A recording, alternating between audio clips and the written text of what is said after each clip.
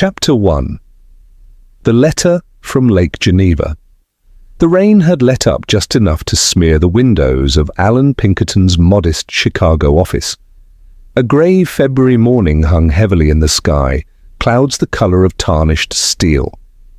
Inside, the room smelled faintly of pipe smoke and old ink. Pinkerton leaned back in his oak chair, a pot of black coffee steaming beside his cluttered desk. He had just lit a match to his pipe when the door creaked open. "Telegram for Mr. Pinkerton," said the boy, soaked from the waist down. The detective grunted his thanks, handed over a nickel, and tore into the message with practiced efficiency. "Urgent.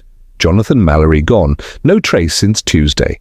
Request immediate discretion. Details by post. Lake Geneva Estate." E.M. Pinkerton frowned. Jonathan Mallory, he knew the name, a ruthless steel magnate whose Chicago holdings had shaken more than one labor union to its knees. The man was rich, private, and not known for disappearing. Eleanor Mallory, his wife, was a name less familiar but not unknown. Socialite circles whispered of a cold beauty with ambitions bigger than dinner parties. A second envelope arrived later that afternoon. Its seal cracked as soon as the office boy handed it over.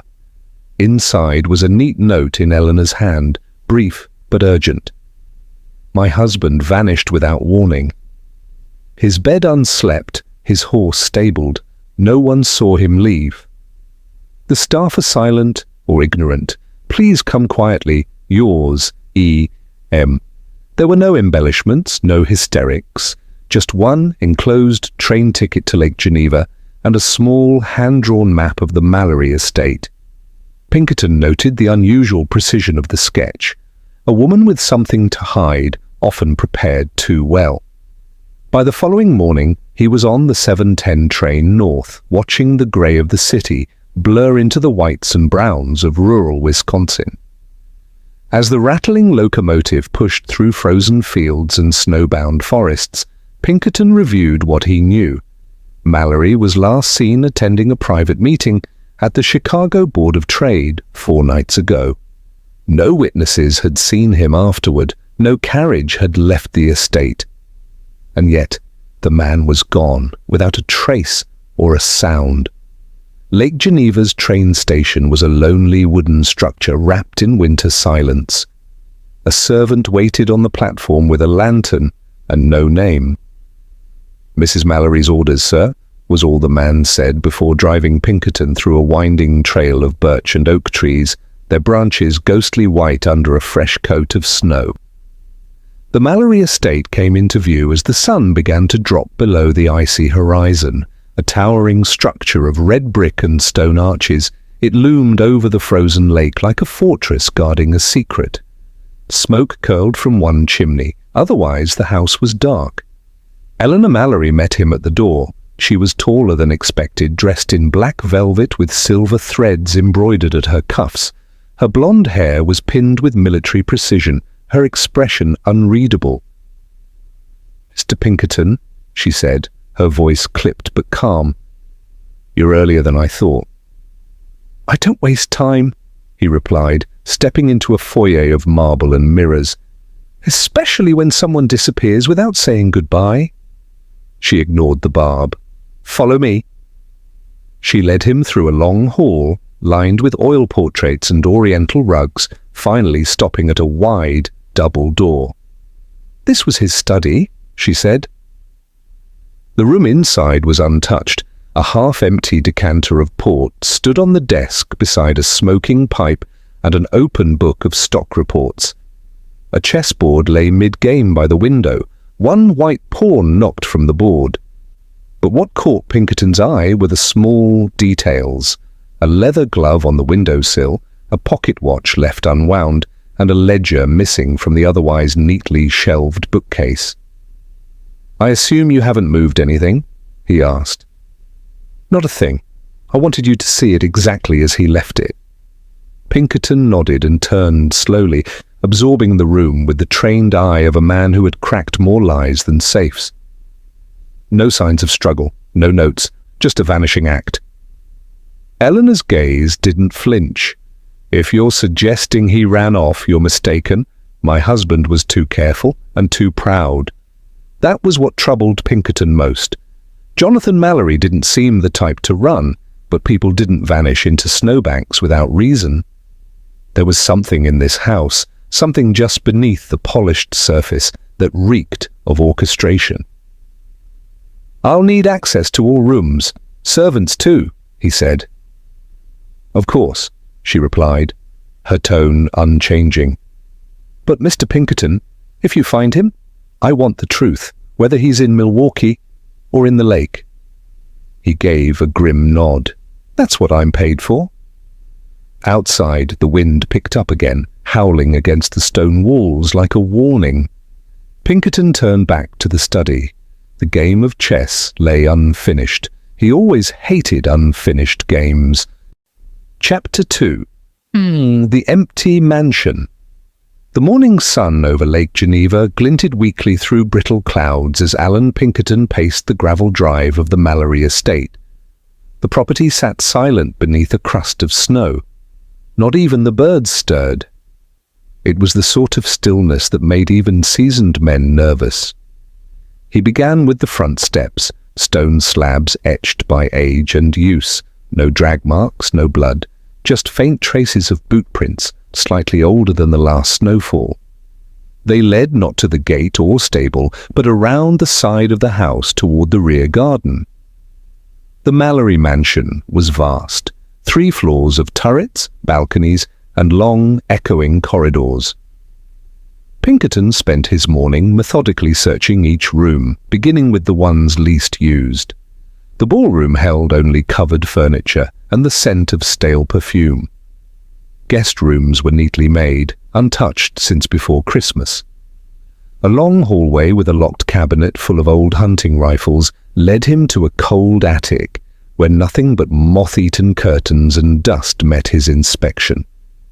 But it wasn't until he descended to the ground floor again that he noticed something curious about the dining room. Though the table was cleared, he spotted faint wine rings on the wood, 2 of them opposite ends. One was fresh, the other older and more smudged. Yet the household staff claimed Mallory had dined alone for the last 3 evenings. If so, who else had been sitting across from him? Pinkerton exited through the kitchen to find the butler, a narrow-faced man named Howells, wiping down silver spoons with almost religious care. "How long have you served the Mallorys?" Pinkerton asked. 4 years this spring, sir," said Howells without looking up. "You said Mr. Mallory dined alone on Monday?" "Yes, sir. Mrs. Mallory took her meals in her room." "But there were 2 glasses used." Howells hesitated just a beat. "Perhaps he poured one for a guest." "I was not instructed to serve, sir." Pinkerton narrowed his eyes. "And the guest?" "I couldn't say." Howells returned to polishing, but the sudden stiffness in his shoulders betrayed the lie. Pinkerton let it hang. People talked more when they thought they'd gotten away with something. Back outside, the detective made his way toward the garden behind the estate. Here, beneath bare rose vines and a cracked fountain, the air was even colder. The stone path curved around to a boathouse near the lake, its shutters closed, padlock secured.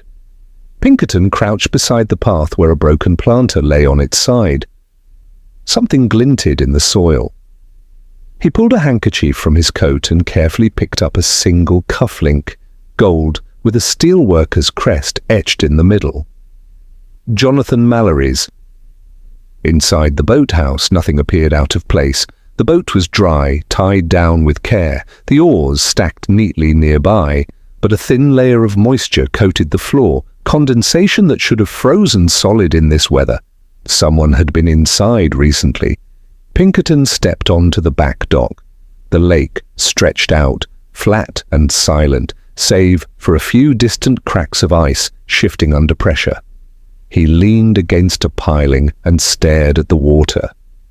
If Mallory had gone into the lake, someone would have found something by now. Boots, a hat, some trace of a struggle. There was none of that, just cold empty space. He returned to the house, this time exploring the servants' quarters. Most were simple, tidy, and impersonal. But one, tucked behind the kitchen, contained a single oddity. A half-written letter addressed to my dearest L. It was unsigned, but the handwriting matched that of Eleanor Mallory's social correspondence, which Pinkerton had reviewed from old newspaper society clippings. The implications were uncomfortable and revealing. Before returning to Eleanor, he paused in the grand foyer to examine the large oil painting of Mallory hung above the staircase. Something about it now felt performative, a man presenting strength, not living it. His eyes lingered on the signature, P. Grenville, 1873. The date of the painting, just 2 years ago, and Mallory looked older now, more worn in recent photographs. Had he aged from paranoia? Pinkerton found Eleanor in her conservatory, seated beneath a frost-blurred window, with a novel untouched on her lap. "Your husband was worried," Pinkerton said plainly. She looked up, masking her reaction. "What makes you think that?" "Missing ledger, half-written letters, a dining companion no one will name, and a cufflink dropped where it shouldn't be. Someone was here that night, and he didn't expect it to go well." She gave a humorless smile. "You're quicker than the constables. They haven't seen half what I have. I've watched men fake their own deaths to avoid creditors and disappear over debts no larger than a horse. But your husband wasn't poor. So if he's vanished, he had help, or he was silenced." A flicker of something crossed her face. Not fear, regret maybe, or guilt. "I want to see the estate accounts," Pinkerton said. "Everyone!" "You suspect theft?" "I suspect motive, and motive always leaves a paper trail." Eleanor stood. "Fine, you'll have them within the hour." As she walked away, Pinkerton turned once more to the frozen window, his breath fogging the pane. Somewhere behind this wealth and silence, a truth crouched waiting, and he intended to drag it into the light. Chapter 3. Secrets Beneath the Ledger. The ledger arrived just before sundown. It was thick, leather-bound, and worn along the spine. Well used, but not well kept. Pinkerton sat at a writing desk in the Mallory library, flipping through its contents with steady hands. The fire crackled softly behind him, casting flickering shadows across high bookshelves, lined with histories, treaties, and engineering manuals. A decanter of untouched bourbon sat nearby, poured but forgotten. The household's financial records were as vast as they were meticulous. Household expenses, estate renovations, staff payments, all recorded with dated entries and tidy cursive handwriting. But it wasn't the domestic numbers Pinkerton was after. He found them midway through the book, entries labelled JM Personal in a different hand, likely Jonathan Mallory's own. These lines documented large cash withdrawals to unnamed recipients, frequent transactions often in round sums, $5,000 here, $3,000 there. Some were marked only with a dash or a single initial. One note stood out, February 2nd, transfer to KW, landholding settlement, per Grafton warning. KW Pinkerton flipped back through the pages, locating 2 other instances of those initials. KW had received significant payments across 6 months, always linked to vague terms like land talks, quiet arrangement, or deed revision. But the kicker came on January 3rd. No more. Warned again by Grafton. Shall handle it personally next time. Pinkerton sat back, eyes narrowing. Grafton. He recognized the name, Walter Grafton, a well-known Chicago solicitor with a reputation for dirty real estate deals. A few years back, Pinkerton had investigated him in a fraud case involving forged land titles in the western counties, though Grafton had slithered free. It appeared Jonathan Mallory had crossed paths with him, and possibly with a KW who knew more than he ought to. Could Mallory have been bribing someone to protect his land holdings, or was he being extorted? Pinkerton gathered the ledger, slid it into his satchel and left the library. He needed air. Snow had started again, falling in slow, deliberate flakes. The lake was a flat sheet of ice, moonlight glinting off its pale surface. He lit a cigar and walked toward the stables. The horses inside neighed softly at his approach, their breath rising like steam. A stable boy named Lewis, a wiry teen with pale, nervous eyes, stood brushing down a black mare. "You the one who tends to the horses?" Pinkerton asked. "Yes, sir." "You remember Tuesday night?" The boy's brushing slowed. "Sure." "Did Mr. Mallory ride out?" "No, sir. The horses were untouched. I check them each night." Pinkerton took a slow drag of his cigar.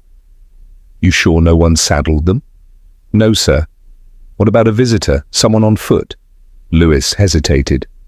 "There was a man, sir. Came late Monday. Dressed nice. Didn't give a name." "Did Mallory meet him?" "I think so. They went to the back garden. I saw them talking near the fountain." "How long were they out?" "Maybe 15 minutes. Then the guest left. I watched him walk off toward the lake path. Not the main road." Pinkerton considered this. "Did he have a limp?" The boy blinked. "Yeah, he did. How'd you know?"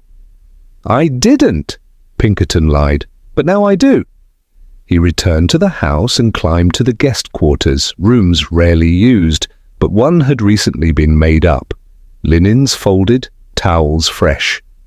A visitor had stayed quietly. In the waste bin he found scraps of burned paper, one corner still legible. "Hold the deed, or we bury him in..." The rest was ash. He kept it and descended to Eleanor's sitting room. She was reading, feet tucked beneath her like a cat. "You had a guest," Pinkerton said. She didn't answer. "Monday night, well-dressed, slight limp, stayed briefly, met Jonathan in the garden. You saw it." Still silence. "I found a letter fragment, something about a deed. And I've read your husband's ledger. He was either paying for silence or being threatened for it." Eleanor finally looked up. "You read our private accounts?" "I read what you gave me, and I followed the trail. You know what a detective looks for, Mrs. Mallory? Not just what's there, but what's missing." Her lip curled slightly. Jonathan made his fortune by buying silence. Sometimes with money, sometimes with favors. I don't know who KW is, and I didn't ask. You should have. I stayed out of his business. That was our arrangement. That's not protection. That's blindness. She stood, straightening her skirt. "If my husband's buried under his own lies, I won't be the one to dig." Pinkerton didn't flinch. "Then I will." Outside, snow gathered in corners of the estate, like secrets left untold. The pieces were falling into place, and somewhere out there, limping, lurking, KW was waiting. Chapter 4. The Widow's Alibi. The next morning dawned grim and overcast, the kind of sky that threatened sleet but never delivered. Allan Pinkerton rose early, declining the offer of breakfast, and went straight to the drawing room, where Eleanor Mallory waited in her usual composed silence. A gold brooch glinted on her collar, though she wore mourning black. As always, her face revealed nothing. "I'd like to go over your movements the night Jonathan disappeared," Pinkerton said, taking a chair across from her. She folded her hands neatly in her lap. "I've already told you. I was in my room most of the evening." "Alone?" "Yes." "No visitors?" "None." He nodded slowly. "May I ask what you were doing?" "I had a headache. I took a small amount of laudanum and slept. When I woke, he was gone." "No witnesses to confirm you stayed in your room?" "I dismissed the maid early. I needed rest." "A doctor to verify the laudanum?" "No." Pinkerton leaned back. "You realize how convenient that sounds?" Her expression didn't change. "Mr. Pinkerton, if I wanted to lie, I could have said I was reading in the parlor or attending to some trivial business. Instead, I'm telling you the truth." He studied her carefully. Eleanor Mallory was not stupid, nor easily intimidated. Her restraint wasn't a shield, it was a weapon. "All right," he said, "let's assume you're telling the truth. What kind of man was your husband when no one was watching?" Her gaze darkened slightly. "He was intense, proud. He kept secrets, sometimes out of habit, not necessity. Business consumed him." "And your marriage?" "Functional," she said without flinching. "Respectable. Cold, perhaps, but not cruel." "Did you love him?" A pause. "I respected him." That was enough. Pinkerton had heard that line from too many wives over the years. It always meant the same thing. She had tolerated the man, but felt no sorrow for his absence. He stood. "I'd like to speak with your maid." Eleanor nodded, already withdrawing into her chair like a queen returning to her throne. Pinkerton made his way upstairs to the servants' wing, where he found Molly, Eleanor's personal maid, peeling apples in the scullery. She was a mousy young woman with red knuckles and eyes that darted constantly, like a rabbit sensing a snare. "You were the last to see Mrs. Mallory on Monday night?" he asked. "I believe so, sir." "What time was that?" "Just after 9. She asked for her sleeping draught and said I could leave early." Had she taken laudanum before? "Occasionally. She said it helped with her nerves." "Was she distressed that night?" The girl hesitated, twisting the hem of her apron. I thought she was quieter than usual, pale, kept asking if the garden doors had been locked." "Why would she ask that?" "I'm not sure, sir. I said I'd check them, but she waved me off." Pinkerton nodded. "Did you hear anything during the night? Movement? Voices?" "Only once, around midnight. I thought I heard someone moving down the hallway." "Could it have been Mr. Mallory?" "Maybe, but I remember thinking it didn't sound like his steps. They were heavier." That gave Pinkerton pause. "Did you tell anyone?" "No, sir. I didn't think it mattered." He thanked her and stepped out into the corridor, letting the door close softly behind him. A timeline was forming, piece by piece. Jonathan Mallory vanished sometime between 9 p.m. and dawn. His wife claimed sleep. A guest with a limp visited the day before. The servant heard someone pacing the corridor at midnight, and yet no one saw Jonathan leave. He returned to the library and began inspecting the eastern wing of the mansion. The hallway carpets were thick, muffling footfalls, but the floor beneath creaked in certain spots. He stopped outside a window that overlooked the back garden. Faint impressions remained on the sill. Fingerprints, possibly from someone bracing themselves to look down. Pinkerton opened the window. Cold air rushed in. He leaned out. Below, just beyond the hedge maze, a patch of earth appeared disturbed. Snow had covered it again, but the unevenness was visible to a trained eye. He noted the location and moved on. It was almost noon when he visited the estate steward, a serious man named Colby, who managed the ledgers and land contracts. Colby met him in the old smoking room, where boxes of documents were being organized. "Mr. Mallory was preparing to sell some parcels, wasn't he?" Pinkerton asked. "Yes, a few acres west of the property, farmland he inherited." "Who was he selling to?" Colby flipped through a file. "A man named Kenneth Ward, goes by KW, lives in Janesville. The deal stalled, though." "Why?" "Mr. Mallory backed out last minute. Said the price was too low and the buyer too eager." Pinkerton scribbled in his notebook. KW had a name now, and motive. "Did Mallory tell you why he changed his mind?" Colby hesitated. "He said he'd received a threat. A letter with no return address. I never saw it, but..." It shook him. Pinkerton folded his notebook. "Do you still have the buyer's contact details?" "I believe so. They're in the drawer." Pinkerton retrieved the address and turned to leave. As he stepped into the hallway, he felt the first electric jolt of certainty he'd felt since arriving. This wasn't just a disappearance. It was a war, quiet, precise, and personal. And the battlefield was closing in. Chapter 5. Footsteps in the factory night. It was nearly dusk when Allan Pinkerton arrived at the sprawling iron gates of Mallory Ironworks. The factory complex on Chicago's south side loomed like a sleeping beast, brick walls darkened with soot, tall smokestacks stabbing the fading sky. The place had once been Mallory's pride, the cornerstone of his empire. Now, with the owner vanished, it felt like a mausoleum of industry. Pinkerton had arranged for a night inspection under the guise of security review, leveraging old ties with the city council. Inside, a foreman named Briggs greeted him. The man was thick-necked, moustached, and suspicious of authority. "You're wasting your time, Mr. Pinkerton," Briggs said, unlocking the main gate.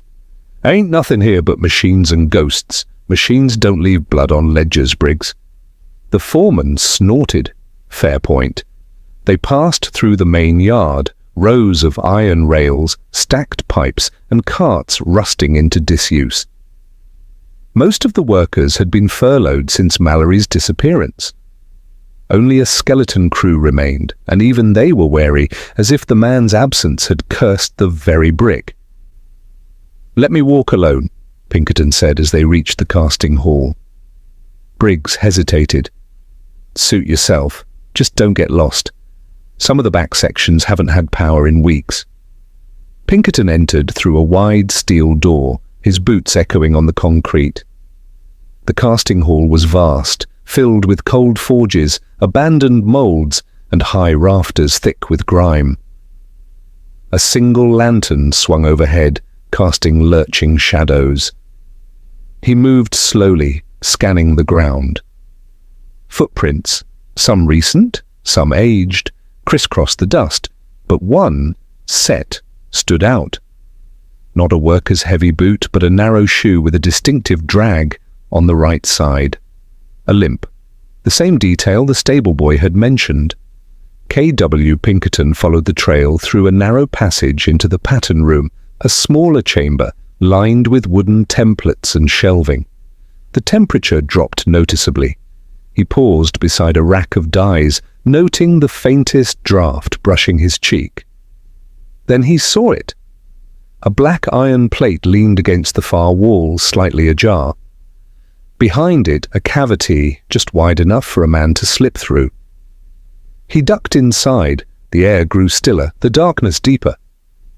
Pinkerton struck a match, revealing a passage behind the wall. It ran downward at a shallow incline, the floor paved with bricks, slick from recent moisture. He followed it for 30 paces until it ended at a rusted door. He pushed, and it groaned open. The hidden room beyond was no larger than a pantry, but what it contained turned his stomach. A canvas tarp lay rolled in the center, stained dark with old blood. A cigar butt sat beside it, fresh. Against the wall was a wooden crate marked Janus Shipping Company. Inside were documents, copies of deeds, maps of the Mallory estate, and, most damning, a revolver engraved with the initials J.M. Pinkerton pulled on gloves and flipped open a folder labeled KW Agreement. It listed parcel numbers, dollar amounts, and dates.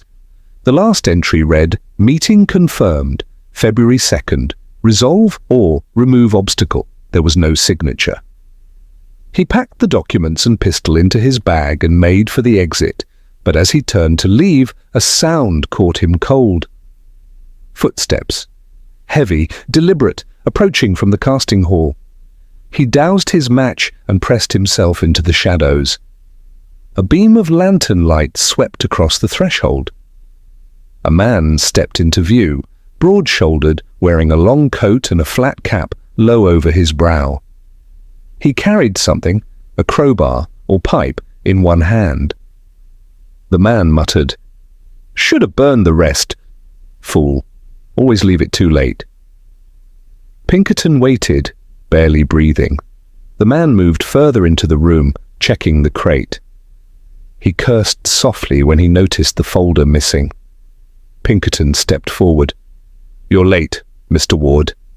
The man spun, startled, but before he could lunge, Pinkerton had drawn his revolver. "Back away. You don't know what you're—" "I know Jonathan Mallory met with you here," Pinkerton said calmly. "I know he tried to cut you out of a deal, and I know someone ended up bleeding for it." Ward backed toward the door, hands raised. "It wasn't murder? Then where's the body?" Ward's jaw tightened. "There is no body. He's not dead." Pinkerton stepped closer. "Where is he?" Ward hesitated. "I helped him disappear, that's all. He wanted out. Said people were closing in. He planned it weeks ago." "You're saying he vanished willingly?" "Yes, but not for the reasons you think." "What reasons, then?"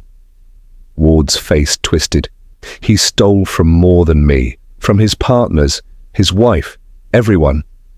When he found out Eleanor knew, he panicked. He said the only way to survive was to vanish before they could take him down." Pinkerton held his gaze. "Where did he go?" "I don't know. He never said."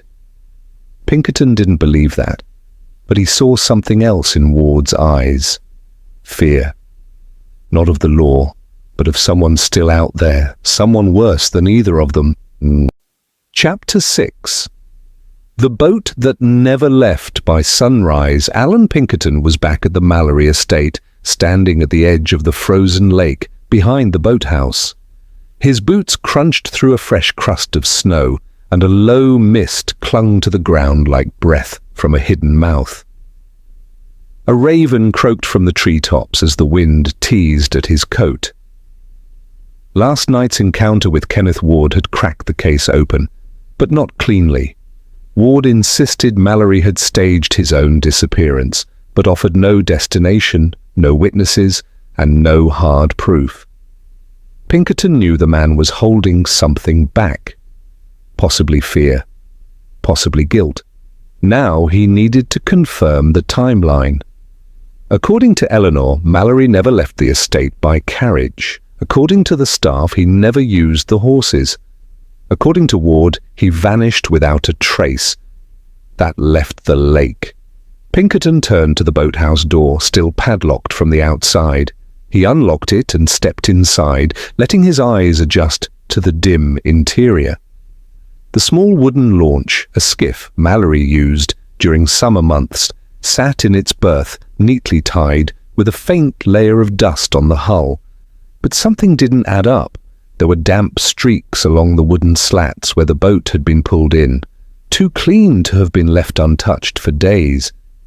He crouched beside the dock and ran his fingers over the deck rail. Flakes of dried algae came off. The boat had recently been in the water. He grabbed a lantern and inspected the skiff thoroughly. Beneath the bench was a compartment, likely used for fishing supplies. When he opened it, he found a pair of gloves, a wet length of rope, and, most telling, a torn scrap of silk, pale blue, the same shade as the scarf Eleanor had worn the morning he arrived. Pinkerton pocketed the silk and exited the boathouse, heading to the shore where a rickety dock stretched like a skeletal finger into the ice. He paused at the end, looking down. The lake appeared solid, but directly beneath the dock the ice seemed thinner. A single, submerged iron chain trailed into the water. He crouched. It was looped through a ring bolted into the dock's underside. Someone had secured something beneath the ice. He yanked gently, resistance, not a boat anchor, not a fish trap. He marked the spot mentally and headed back toward the estate. Along the way, he crossed paths with the boatman, Abel, an old Swede who had worked the lake for decades and now lived in a shack near the edge of the property. "You know this lake better than anyone," Pinkerton said as Abel emerged from his shed, wiping his hands on a canvas cloth. "That I do." "Tell me, did you see anyone out here the night Mr. Mallory vanished?" Abel scratched his beard. "That was Monday, eh? I seen no one. Ice wasn't thick enough for crossing, not yet. I'd know if a boat had gone out. The water breaks different." Pinkerton nodded. "Anyone ask you to keep quiet?" The old man's eyes sharpened. "You think I'd lie?" "I think everyone's lying. I'm just trying to find the one who had reason." Abel looked past him toward the boathouse. "Funny thing. 2 days ago, just before sunset, I saw steam rising near the dock. Thought maybe a squirrel or mink broke through the ice, but now I think something heavy was dropped." "Like what?" Abel shook his head. "Could be anything. Could be someone." Pinkerton's mind was already moving. The silk, the chain, the softened ice. The timing matched Ward's account and Eleanor's silence. Returning to the house, he found Eleanor in the solarium, sunlight spilling through frosted panes onto her black sleeves. She looked up as he entered. "Where were you Monday at midnight?" he asked bluntly. "In my room, as I said. I found your scarf at the dock." A flicker, barely there, ran across her eyes. "That means nothing." It was torn, wet, hidden under the seat of a boat that wasn't supposed to be used. A chain was lowered into the lake with something tied to it. Possibly someone. She rose slowly. "You're suggesting I murdered my husband?" "I'm suggesting you were part of something you couldn't control. Maybe you helped him fake his escape. Maybe he never came back from the lake." Her lips parted as if to protest, but she stopped herself. "You have no proof." "I don't need it yet," Pinkerton said, "because proof sinks but people float." "Eventually." She turned away. "You won't find a body." He studied her profile in the sunlight. "I don't need a body to prove guilt, just enough cracks in the lies."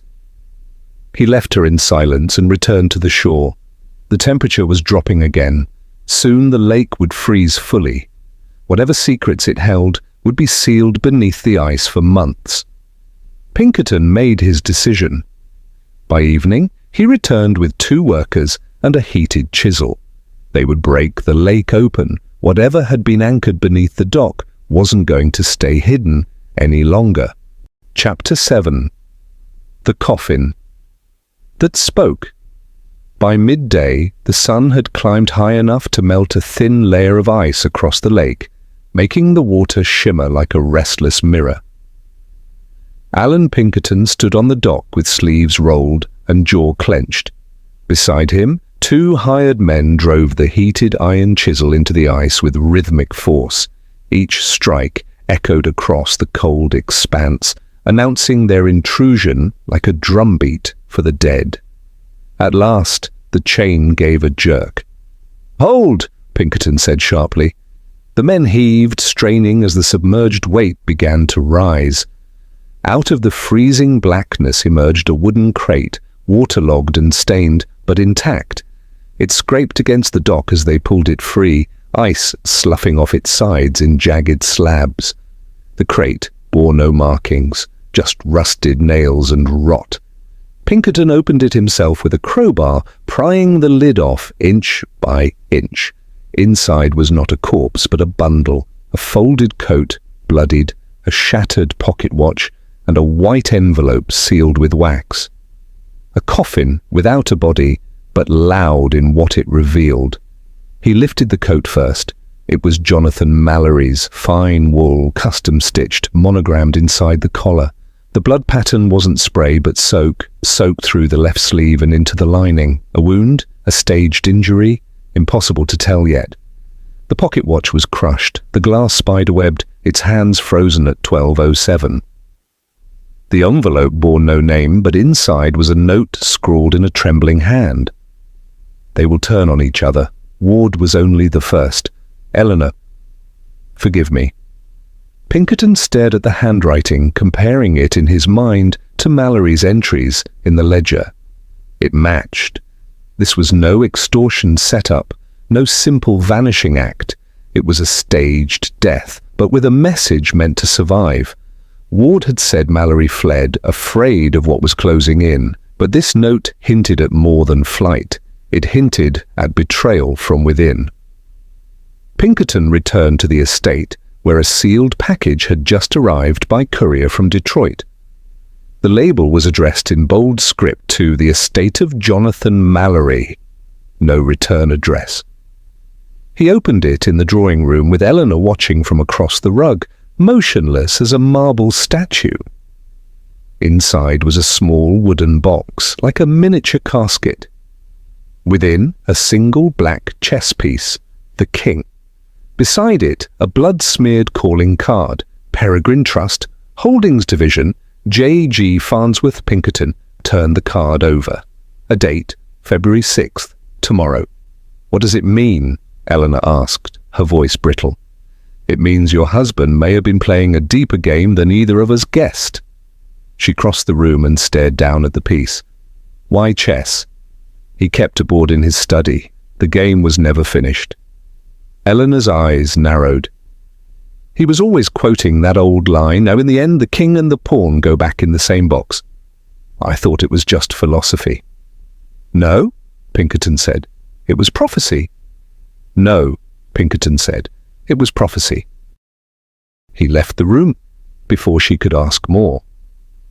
That evening, Pinkerton travelled back to Chicago by express train, carrying both the late crate's contents and the chess piece. He had the note examined by a trusted handwriting expert, who confirmed the script was Mallory's, the blood on the coat. Human, type A. But whether fatal or staged, it would take time to know. Pinkerton's final stop was the office of the Peregrine Trust, a quiet banking firm nestled between two department stores on Dearborn Street. He asked for J.G. Farnsworth and was told the man had a standing appointment scheduled for the following day. With Jonathan Mallory. The clerk, flustered, confirmed it with a nervous glance at the register. Yes, sir, it's been on the books for weeks. He's not showing up, Pinkerton said, but I am. That night, back in his Chicago office, Pinkerton laid out the case file. A man vanishes from his estate. A secret business deal collapses, a silent wife, a limping partner, a trail of payments, a box beneath the ice, and now an invitation from beyond the grave. One truth was becoming clear. Jonathan Mallory had not disappeared. He had orchestrated a finale, but who was the audience, and who had changed the ending? Pinkerton stared at the blood-stained chess king lying next to the ruined watch. Midnight and 7 minutes, that was the moment it all stopped. But the question remained, who made the final move? Chapter 8. Pinkerton's Final Play. February 6th, 9:58 a.m. Allan Pinkerton stood in the atrium of the Peregrine Trust building, leather case under one arm, the bitter aroma of coal smoke trailing from the street outside. Rain tapped gently on the high skylights. The banker's secretary glanced up from her desk. Mr. Farnsworth will see you now. Pinkerton nodded and stepped inside. J.G. Farnsworth was a brittle, grey-eyed man with the calm of someone used to moving fortunes with his signature alone. He sat behind a gleaming mahogany desk, flanked by brass lamps and a single glass of water, untouched. "You're not Mr. Mallory?" Farnsworth said coolly. "No," Pinkerton replied, setting the chess piece on the banker's desk. "But you were expecting him." Farnsworth examined the king with a flicker of recognition. "So he did it." "Did what?" "Vanished. Escaped." Farnsworth leaned back. "He said he would. Said he'd tie everything up and be out of reach before the vultures swooped in." Pinkerton opened his case and removed the bloodied coat, the letter, the pocket watch. "These don't look like escape," he said. "They look like a warning or a confession." Farnsworth didn't flinch. Mr. Mallory was a man cornered by enemies in all directions, labor unions, rivals, and his own partners. He came to me not to hide his wealth, but to shield what was left. He told me someone inside his circle was preparing to ruin him. Ward? Pinkerton asked. Farnsworth shook his head. Ward was a threat, yes, but Mallory feared someone closer, someone who had access, knowledge. His wife, Pinkerton, blinked. You're saying he suspected Eleanor? Farnsworth tapped the chess piece. He called her the queen who plays her own game. Pinkerton's mind reeled. All this time he'd followed Ward's trail, Eleanor's lies, the silence of servants. But it wasn't just betrayal, this was strategy. Mallory had staged a vanishing not to flee, but to expose. He left the bank in a blur of thoughts. That evening, back at the Mallory estate, snow began to fall once more, soft and relentless. Pinkerton arrived unannounced, his coat dusted white. Eleanor met him in the foyer. Back so soon? I've come to finish the investigation. She tilted her head. Then I suppose you'll want tea. No, Pinkerton said, I want the truth. She sighed, leading him into the drawing room. Firelight flickered on her cheekbones. You think I killed him? I think you helped him disappear. Then you changed your mind. Her brow arched. Why would I do that? Because he was going to leave you with nothing. Because you learned about the Peregrine Trust account, the land deals, the money hidden away. You weren't just the wife anymore. You were the last obstacle. A silence settled between them. Then Eleanor spoke with icy precision. He asked me to go with him. Told me we'd start over. Argentina, he said. He had papers, a new name. But it wasn't a new life. It was a punishment. I would be invisible, powerless. You refused. I hesitated. Pinkerton stepped closer. Then what? I helped him prepare the scene, laid out the coat, placed the note, burned the fake blood on the hearth. But when it came time to leave, he looked at me like I was already gone, like he'd moved on before I'd made a choice. Her fingers trembled. He took the boat out alone. I followed. I confronted him on the dock. We argued. Pinkerton didn't interrupt. He needed every word. He grabbed my wrist. I pulled away. He slipped, hit his head on the dock piling. I didn't mean to. I didn't know what to do. So you tied the crate, dropped it in the lake, and finished the performance. Pinkerton finished. Eleanor's eyes glistened. He'd already erased me. I just made it official. Pinkerton exhaled slowly. He wasn't dead when you left him, was he? She flinched. No. He nodded. Then it's murder. She didn't resist when the constable arrived. 2 weeks later, a Chicago courtroom was packed to capacity. Eleanor Mallory stood trial not only for her husband's death, but for conspiracy, fraud, and obstruction. Kenneth Ward turned state's witness in exchange for immunity. Farnsworth submitted the Peregrine documents, revealing the financial maneuvering behind Mallory's plans. The chess piece, his silent epitaph, sat on the evidence table like a king dethroned. In the press, they called it the Vanishing Tycoon case. Pinkerton never appeared in court. He watched from the gallery, arms crossed, face unreadable. Justice, he believed, wasn't always about the letter of the law. It was about finishing the game. Epilogue. April 1875. The lake thawed slowly that spring. Fishermen found the body weeks later, tangled in reeds half a mile down the shoreline. Jonathan Mallory's face was unrecognizable, but the pocket watch beside him had stopped at 12:07, exactly as planned, and exactly when it ended.